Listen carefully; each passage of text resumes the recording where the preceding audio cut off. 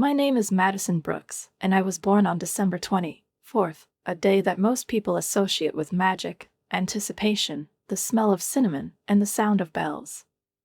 But for me, this day has always been just waiting for another holiday. Not mine. I was born in the middle of Christmas, but I've never felt like a part of it. I had gingerbread instead of cakes, Christmas lights instead of candles, and endless variations of jingle bells instead of songs with my name on them. I don't blame Christmas. It's not her fault that she overshadows everything around her. But every year I felt like I was becoming more invisible. And before we continue, write in the comments from which city you are watching this video. Enjoy watching. Our house is located in a quiet suburb of Austin, on a street with identical lawns, identical mailboxes, and neighbors competing to decorate their facades. Every December, our street turns into a real parade of Christmas kitsch, inflatable Santas, glowing reindeer, twinkling stars. When I was little, I also tried to find magic in it. I believed that one year everything would change, and my name would appear on a postcard that would say not only Merry Christmas, but also Happy Birthday, Madison. But that didn't happen. My family are not violent people. They don't forget me out of spite. They forget. Mom is always a busy person. Her phone is an extension of her hand, her shopping lists are an extension of her head. She lives in a constant preparation mode, for holidays, for guests, for work, for the unexpected. Dad is taciturn, good-natured, a little absent-minded. He's a good person, just not too attentive. But my sister, Rachel, influenced me the most. Older. Perfect. Sample. She's 12 years older than me, and the whole life around her is like a storefront, beautiful, loud, and always in plain sight. Rachel has 3 children. Brayden, who is 8, and 5-year-old twins Chloe and Cody. They're cute, of course, but there's one thing about all this: every year at Christmas, when the whole family gathers at our house, I become their main babysitter. It happens without words, without discussion. It's just that at some point Rachel appears in the doorway, clutching one child on her hip, the other is already pulling at her skirt, and says, "Maddie, can you watch them for a second while I talk to my mom?" And this second stretches for the whole evening. It was the same last year. And the year earlier. I remember sitting on the carpet in my room, surrounded by soft toys and sticky palms, while outside the door I could hear the clink of glasses, laughter, the aroma of turkey and pecan pie. I heard them saying, "What a wonderful evening. A real Christmas." And I was sitting there looking at my scraped nails, thinking, where's mine? Last December, my mother gave me a gift, a scarf with a tag that hadn't been torn off yet. She hurriedly tore it off, thinking that I couldn't see. I saw. Before that, a year earlier, there was a set of pencils. Not even the ones I asked for, not for drawing, but just the standard set number 2, which is given to children in elementary school. It's not because they wanted to hurt me. They just didn't pay attention. On Christmas Eve, the whole focus shifts, to gifts, to food, to the tree, to Rachel's children, to Rachel herself, and already somewhere in the background is me. "Madison, honey, can you hold Cody while I get the cake?" She spoke with a smile, not noticing how my lower lip was trembling. "Of course," I replied. "Always." And she held it. I kept it until the holiday was over. But I'm supposed to turn 18 this year. Coming of age. Sounds proud, right? Somehow special. But in our family, it's just a date on the calendar that loses to the garlands. Mom once said at dinner, "Can you imagine how many guests there will be this year? Rachel and the kids, your Uncle Joe and his wife, Grandma's coming from Houston." And then I couldn't help but ask, "Do you remember what day December 24th is?" Mom put down her fork and frowned. "Of course, it's Christmas Eve." "And what else?" I looked her straight in the eye. "Well," she hesitated. Did I forget what you were talking about? It's my birthday, Mom. I'm 18. She stopped talking and looked away, as if she was ashamed. Oh, really? Of course, of course. I'm sorry, I just have so many things on my mind.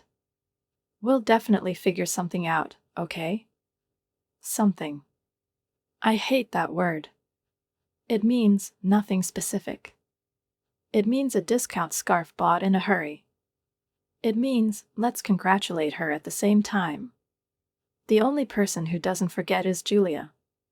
We met in the 10th grade, when we were seated at the same table in biology class. Since then, she has been my island of salvation. Her voice always sounds steady, but there's a confidence in it that I miss so much. She sees me. Last year, she was the only one who gave me a cake. It was small and homely, with 18 candles stuck in crookedly. Back then, she didn't care that everything was full of garlands and plastic angels. She knew it was my birthday. And that was enough. This year, sitting outside the window of my room, I look at the snow-covered lawns of my neighbors. Everything looks like an advertisement for a Christmas card: golden lights in the windows, children in Santa hats, cars full of gift bags. And inside me, there's a clear, nagging feeling that if I don't make up my mind now, everything will stay that way forever. I put my homework notebook aside. On the cover, an essay on personal growth is written in red marker. Funny. No one in this house has ever been interested in my height. All that was expected of me was to be silent, to be comfortable, to help when necessary, and not to interfere when not necessary. But I'm 17. And very soon 18. And this year everything will be different. I swear to myself, I won't stay in the shadows anymore. Not this year. Not on my birthday. The next morning, when the smell of warmed lasagna mixed with the aroma of dried cinnamon rolls in the school cafeteria, I was sitting thoughtlessly picking at my lunch with a plastic fork. The gray plastic tray, slick with ketchup drops, was a symbol of my entire week: sluggish, bland, and slightly annoying. I watched the sparse snowflakes slowly falling outside the window of the school hall. For Texas, it's almost a miracle: real snowflakes, not fleeting porridge, but light, almost airy stars gently descending from the sky. And suddenly Julia materialized in front of me like a hurricane. As always, she was bareheaded, with disheveled hair and cheeks flushed from the cold air. She was breathing raggedly, as if she had just run a marathon. She had a paper cup of cocoa dangling in her hands, from which dark liquid was already dripping, leaving stains on her notebook. "You won't believe this," she said, without sitting down, "but I have news for you. The kind that you'll forget about the school lasagna and this," she pointed at my tray, non-existent salad. I chuckled. Julia always knew how to pull me out of my thoughts. "Come on, surprise me. What is it this time? A gift certificate for escaping reality? Or maybe your grandmother decided to adopt me?" she said, finally sitting down opposite and blowing her breath into her palms. "My parents are going to Colorado on vacation. For a whole week. Just the two of them, no family, no Christmas in Austin." I raised my eyebrows, not understanding what she was getting at. Julia, as if fueled by her own excitement, leaned her elbows on the table, leaned over to me and whispered, "Which means their house in Hyatt Park is completely vacant. And we'll have a party there. The real one. In your honor. Only yours. No Santa, no reindeer, no whining babies. Just music, friends, candles on the cake, and you're the center of attention, as you should be." I looked up from the tray and froze, trying to process what was said. A party. Just for me. The idea seemed both remote and impossible, as if someone had suggested going to Mars for the weekend. "Jules," I began, struggling to find the words, "are you serious?" "More than enough. I've already checked, they're leaving on the morning of the 23rd, and they won't be back until the 28th. We'll have the whole house to ourselves. With a terrace, fireplace, Bose sound, and a fridge full to capacity. You're finally going to get the birthday you've been dreaming about since childhood. I wanted to say something, but a lump stuck in my throat. I wanted to scream with joy, but instead I just mumbled. I don't know, Jules. You do understand how things are at home, don't you? Mom's going crazy with Christmas preparations. Dad's going to forget that I'm turning 18 again. Rachel, she generally sees me as a free babysitter. If I disappear, it will be a disaster. Julia looked at me sympathetically, but her gaze became firmer. Maddie, when was the last time you did something for yourself? For real? Without guilt, without fear that you will disappoint someone? I didn't answer. Because she didn't remember. I've already told a few of our people, she continued. Amy, Travis, Sarah, even Mike, can you imagine? Everyone is thrilled. We've already compiled a playlist. And I'll bake the cake myself. I swear it will be perfect. You can't miss it. This will be your night. The first one is truly yours. My fingers automatically tightened on the plastic fork. Everything sounded so perfect. Too perfect. I lived in a world of compromises, expectations, and obscurity. To take a step forward seemed almost a crime. And if they find out? I asked, my voice shaking. Parents. Rachel. They'll never forgive me for that. And if they don't? Julia replied softly. Or if they find out, but finally realize that you are not a support service, but a human being? I looked at her. There was no doubt in her eyes. Only warmth, support, and determination. You don't have to live up to other people's expectations, Madison. It's time to do something of your own. It's not an escape, it's a choice. The first really is your choice. And it was at that moment that something inside me trembled. Not loudly, not with a bang. But clearly. It was as if there was a slight click from inside, like a lamp turning on in a dark room. I nodded slowly. Okay, I said, almost in a whisper. We'll do it.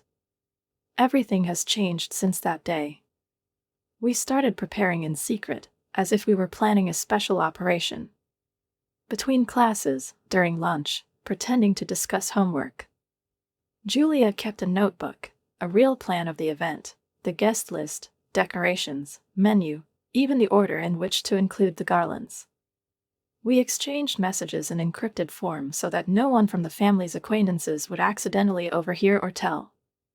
I started packing my bag in advance.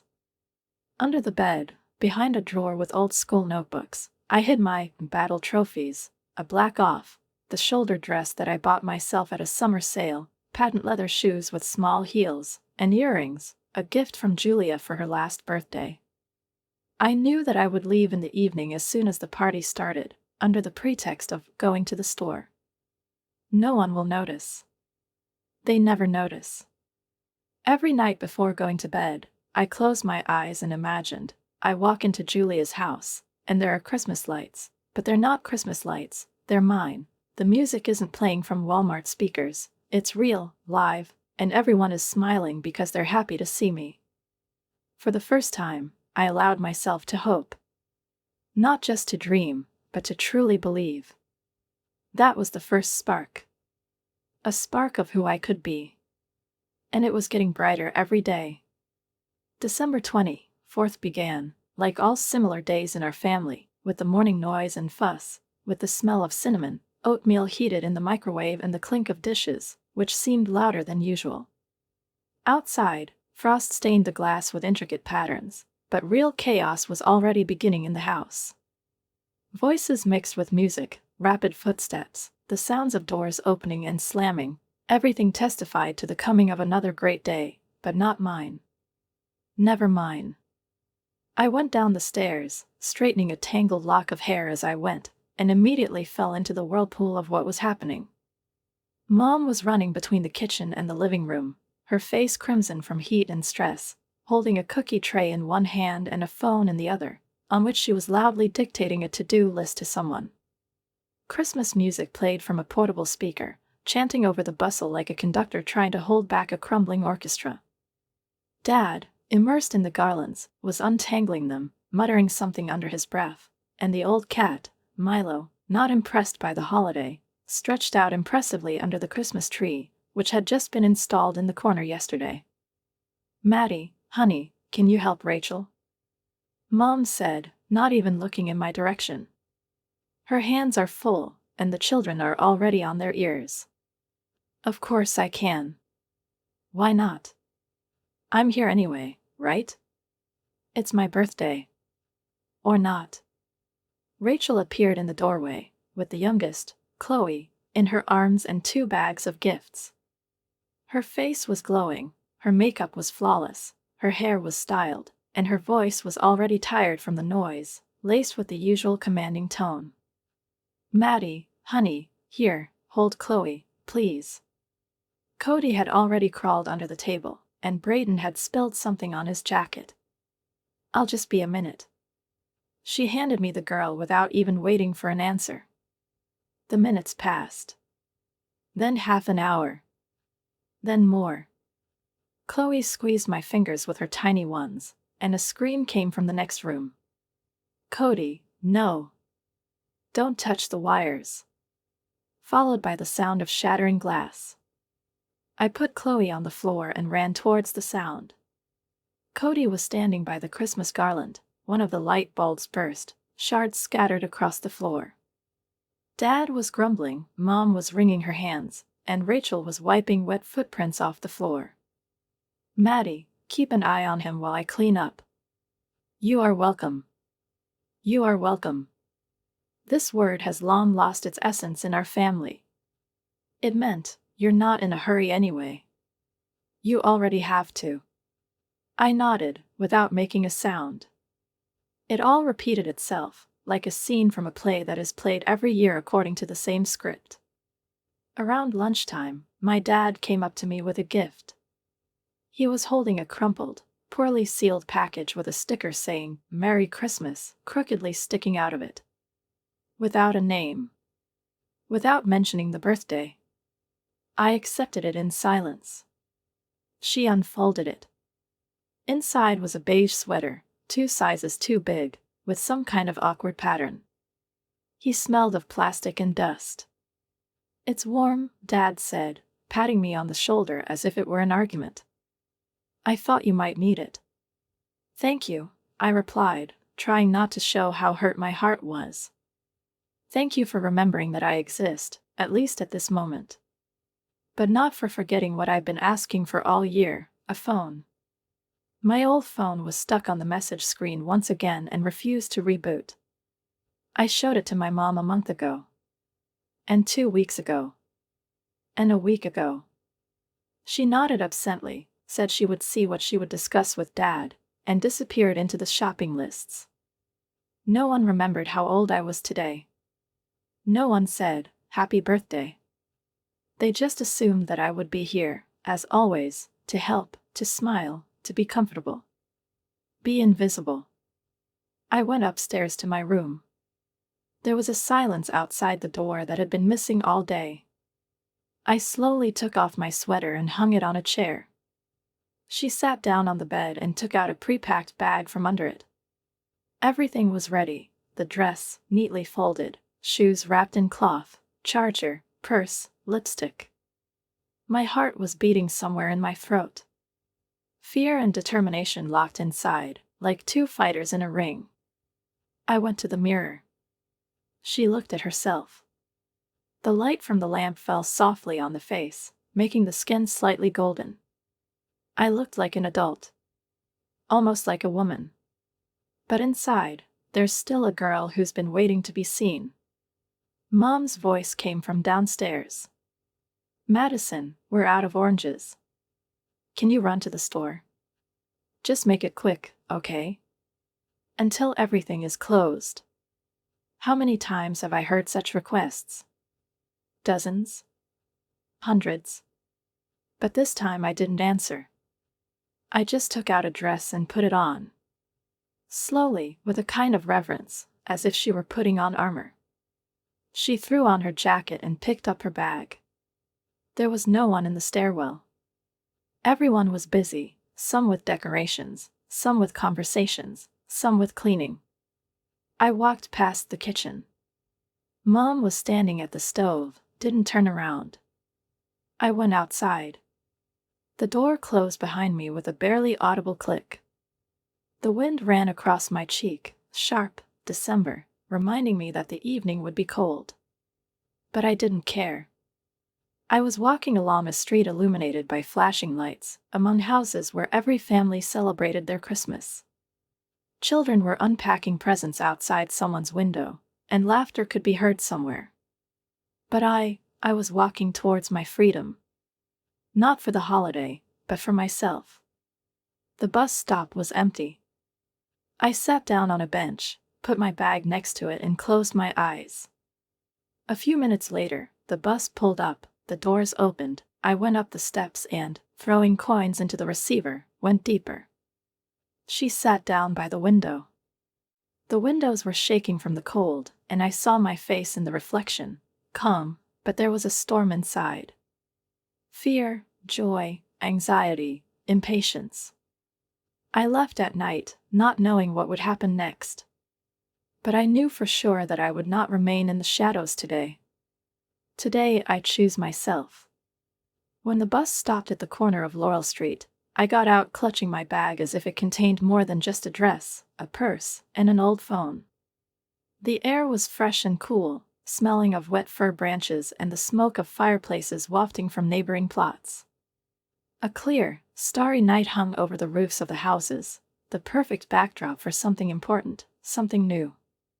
I walked along a quiet street, and every step made me tremble slightly.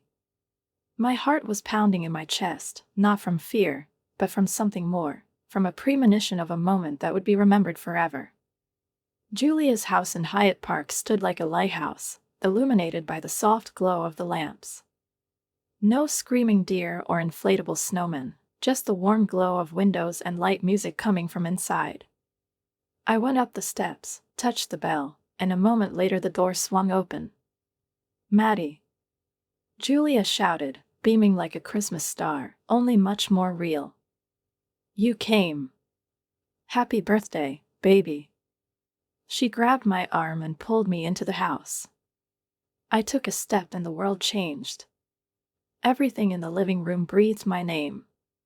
A huge banner hung over the fireplace, "Happy Birthday, Madison." In red, handwritten letters. Colorful balloons floated in the air, and on the table was a cake with my name on it, decorated with fresh flowers and bright candles. There were already gifts wrapped in paper against the wall, which were chosen not because it was at a discount, but because it suited me. "Oh, my God," I gasped, pressing my hand to my chest. Is this all for me?" "Of course, for you." Sarah, my classmate, smiled, coming over with a glass of cider. "Who else deserves it more than you?" I was surrounded by friends. Travis was already putting on music, Mike and Amy were putting up garlands, and Julia handed me a white envelope tied with a gold ribbon. "We've all worked out," she said, a little quieter. "Not that it's a lot, but it's enough for you to buy yourself a proper phone. The one that doesn't freeze every 5 minutes." I slowly opened the envelope. Inside were neatly folded bills, and next to them was a note signed by everyone, "You deserve to be heard." I clutched the envelope to my chest, feeling my eyes fill with tears. It wasn't just a gift. It was a confession. Confirmation that I am not a ghost, not a convenient addition to someone's life, but a person who is seen, heard, remembered. I tried to say thank you, but my throat felt tight. Instead of saying anything, I stepped forward and hugged Julia tightly like never before. "You have no idea what this means to me," I whispered. "I can imagine," she replied. "That's why we did it." The evening swirled me in its whirlpool. We ate, laughed, took pictures, played silly games, and danced. I even sang, loudly and a little out of tune, but no one objected. For the first time in my life, I wasn't on the sidelines. I was the center. Not because I asked for it, but because my friends wanted it. Because they appreciated me. It was me. For a moment, I forgot what was going on outside this house. I forgot about the house where I was born, about the people with whom I shared my last name, but not always my feelings. I forgot about the pain, about the disappointments, about what it feels like to ask for attention like alms. But the memory suddenly reminded me of itself, with a slight vibration of an old phone. He was shaking in my bag like a trapped bee. I picked it up. The screen was blinking, trying to resurrect. 37 missed ones. From Mom. From Rachel. From Dom. The messages are one after the other. Where are you? Are you serious, Madison? Where the hell are you? The shops have been closed for a long time.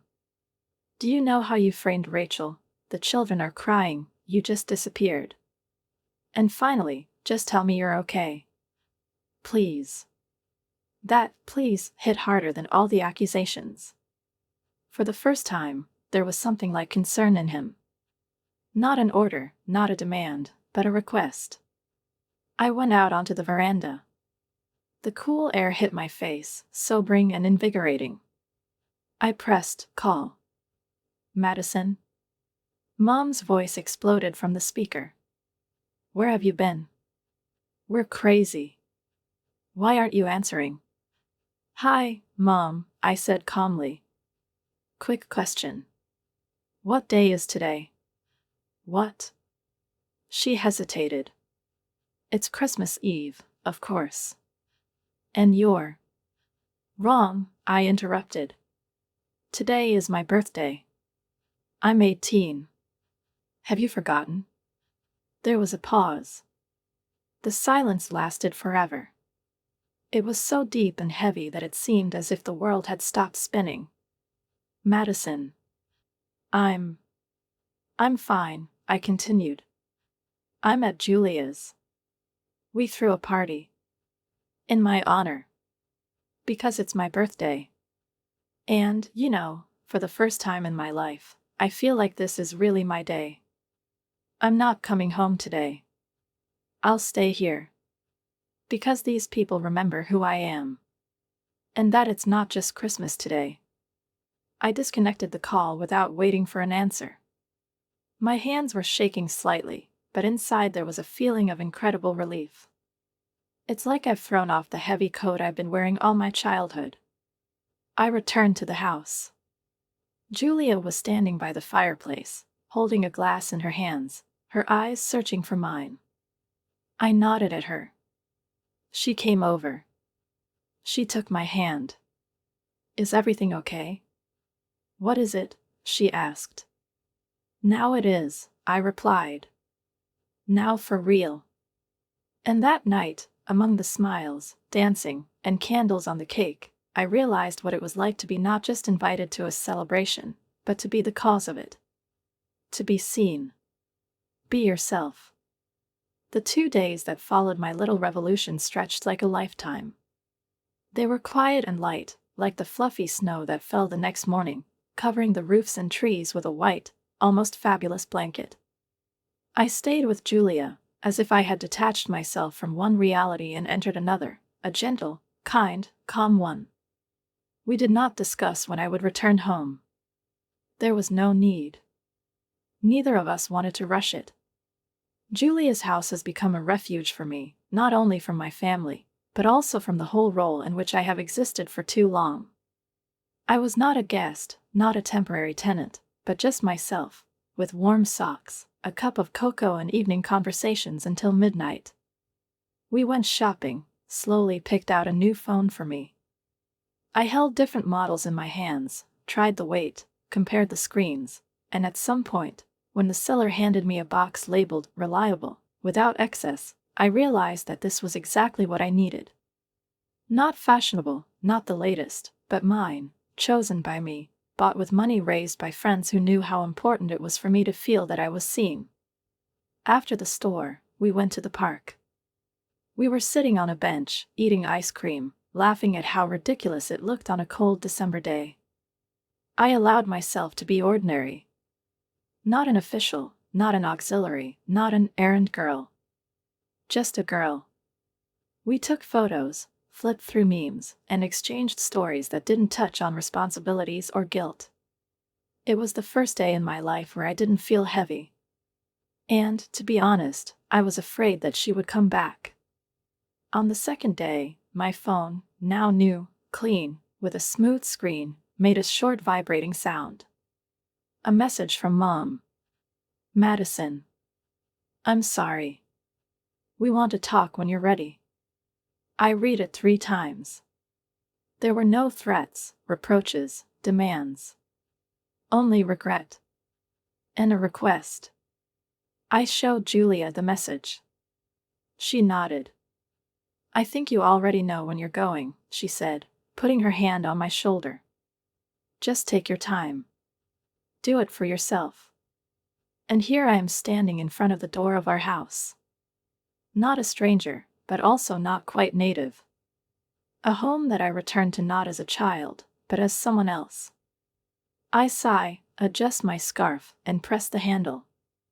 It's quiet inside. For the first time in the entire Christmas week, there was silence. The light is on in the living room. Mom and Dad are sitting on the couch, side by side. Rachel is next to them. Her gaze is heavy, and her chin is raised slightly higher than usual, like a person waiting for a battle. Mom gets up first. Madison, she says, taking a step toward me. Thank you for coming. I promised I'd come, I reply, trying not to shake my voice. But only if we really talk. No charges. Without you always. Just for real. Mom nods. We're sitting down. Dad leans forward, clasping his hands. We were scared, he begins. But more than fear, we felt emptiness. Because they didn't notice how much they missed. I look at him. At his tired eyes, at the crease between his eyebrows. He looks older than before. I didn't just disappear, I say. I've been around all this time. You just haven't seen it. I wasn't in the conversations, in the plans, in the priorities. Only in the task lists. And I can't do this anymore. Mom presses a handkerchief to her lips. Her eyes are shining. She swallows. We were wrong. We thought you could handle it. You've always done well. We didn't think that coping doesn't mean not feeling. I thought you didn't mind. That you like helping, being with the kids. I like kids, I interrupt. But not to be someone who has no choice. Every year on my birthday, I babysat other people's children. Every time they gave me something, not because they wanted to give it, but because they need to give something. No cake. No postcards. Not a single word of, "You're important." Rachel shifts in place, her arms crossed over her chest. I notice how tense her shoulders are. Really? She says sharply. Is it because they forgot to congratulate you? You're acting like a moody teenager who hasn't been given a pony. Do you know how many things I have to do? Do you know how much I'm pulling? Do you have any idea what it's like to be an adult? I turn to her. For the first time, I'm not backing down. Can you imagine what it's like to be an adult and still feel that your family sees you only as resources? That you are not a daughter, not a sister, but a free option for the holidays. I didn't ask you to give up everything for me. I asked you to remember that I exist. Rachel looks away. It's getting quieter. But her face remains hard. Okay, she says, standing up. Since everyone has decided that Madison is the center of the universe, I don't have to be here. I hope your new status will satisfy your ambitions. She's leaving. He slams the door. Her anger rings hollowly in the room, like the echo of distant thunder. But this time I don't feel guilty. I can feel the air. It was like someone had opened a window. Dad comes up to me, puts his hand on my shoulder. We missed a lot, Madison. We want to start over. To listen. To ask. To be close. But you should know that what you did was the right thing to do. You haven't disappeared. You've made yourself known. And that doesn't make you selfish. It makes you an adult. I'm nodding. And suddenly I realize that I no longer need to shout to be heard. I've said the main thing. And finally, someone realized it. Mom comes up from the other side. Hugs me. Quietly. Carefully. Forgive us, she whispers. We are ready to learn. And here we are sitting together. Me, Mom, and Dad. Without Rachel, without the kids, without the noise, it's just us and the beginning of something new. This is not the final. This is the first day of a new chapter. And I won't be the background in it anymore. Spring came to Austin slowly, as if on tiptoe. She first opened the buds of magnolias in the courtyard of the school, then filled the air with the sweet scent of flowering trees, and finally melted the remnants of winter fragility that settled in my thoughts. These months after December were new to me, not just in terms of the calendar, but in terms of feeling, breathing, and looking in the mirror. I looked at my reflection and saw there not a girl who once silently brought plates to the table and made sure that none of the children fell off the couch, but a girl who has a voice, a place, and the right to her holiday. I graduated from high school. Thoughts about universities, admission, and choosing a future profession, which used to be as distant as mountain peaks on postcards, suddenly became a reality. I received the letter. I was accepted to the University of San Antonio. I read it with bated breath, over and over again. This time, the parents didn't just nod or say, "Well done," on the run. Mom sat next to me, put her arm around my shoulders, read every line aloud, and there were real tears in her eyes, of pride, not guilt. Dad brought a cake the next day. It's not Christmas. With the caption, "Congratulations, Madison. We are so proud of you." They both came to my debate contest. We sat in the back row and applauded when my team was announced. After the competition, we went to the school cafeteria together, and for the first time in my life, my mom asked, "What was your performance about?" I replied that it was about freedom of choice, about the voice that we often hide for fear of disturbing the order. She thought about it and said softly, "Can you read that essay you wrote about family?" I've read. About how you can live nearby and be infinitely far away. About the fact that you can't replace love with attention, and vice versa. She didn't interrupt. When I finished, she took my hand and said, "Thank you for not being silent." The changes were not instantaneous, but permanent. Dad asked me every night how my day was. Mom began to come into my room more often, not to run errands, but just to sit, listen to music, and ask what I was reading. They started planning the vacation so that it wouldn't overlap with my future move to campus. We discussed which courses I want to take, which dorm is better to choose, and what I dream of studying after my first year. Rachel was silent for a long time. We hardly ever crossed paths. She continued to come to her parents' house, but now without the usual, "Madison, look after the kids." She avoided direct conversations, although I caught her gaze, quick, studying, wary. And then one day, in the middle of April, I received a message, "Can we meet?" Just the two of us. We met at a small cafe on the corner of Rosewood Avenue. It smelled of vanilla and coffee, and there was always unobtrusive jazz music playing in it. Rachel was sitting by the window. She was wearing a simple jacket, and her hair was pulled back into a messy bun. She looked tired, but in a different way, not physically, but from the inside, like a person who has been carrying a load for a long time without noticing how it changes. Thanks for coming, she said first, looking away. Thanks for writing, I replied, trying not to sound either reproachful or sorry. The silence between us was thick, but not hostile. We looked at each other like people who used to communicate through walls. I'd been thinking a lot, she began. About Christmas. About everything you said back then. About me. It seemed to me that I had the right to count on your help. After all, you're the youngest, you're without a family, you have more time. But that doesn't give you the right to use me, I interrupted gently. I love your children. But I want to be their aunt. Not a full-time babysitter. I want to visit them at will, not on a schedule. Rachel nodded. Her lips twitched. I know. And I'm sorry. It seemed to me that if you were silent, it meant that you were fine. I didn't see how it breaks you down. I didn't mean to. I just got used to it. Me too, I said. I'm used to not being asked. But we both should have stopped sooner. We talked for a long time. About a lot of things. About resentment, about pressure, about loneliness.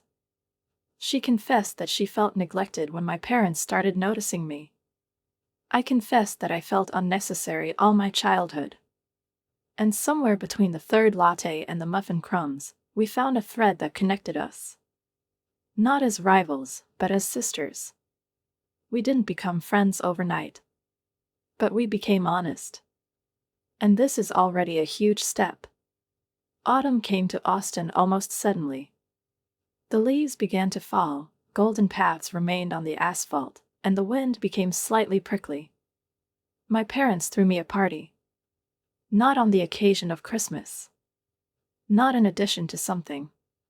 Just for me, in honor of admission. There were balloons, banners, music, and a lot of warm words. The cake was with raspberries, as I like it. It said, "You deserve this." Julia was there, of course. She winked at me, holding up a plastic glass with lemonade. Do you see who's the center of attention? Me, I said and smiled. Yes. And may it always be so. Dad came over later and asked me what kind of cake I wanted for my next birthday. Mom said she had already started thinking about how to share Christmas and my birthday, so that both holidays would be special. Rachel came with the kids. She stayed. She didn't run away, she didn't leave them on me. On the contrary, she played with them herself, treated them to cookies. And then, in the late afternoon, she came up to me and said, "For your birthday this year, we'll make you breakfast. Only yours. Until Christmas." Before everything. I looked at her, at the children, at Mom and Dad, at Julia, at the cake, at the postcards where my name was written not with a mistake, not with the second paragraph, but large, bright, with love. It wasn't perfect yet. But I knew the main thing. I'm not invisible anymore. I'm part of the family that I helped change. With my own voice. Their right to be themselves. And I cherish this right more than ever.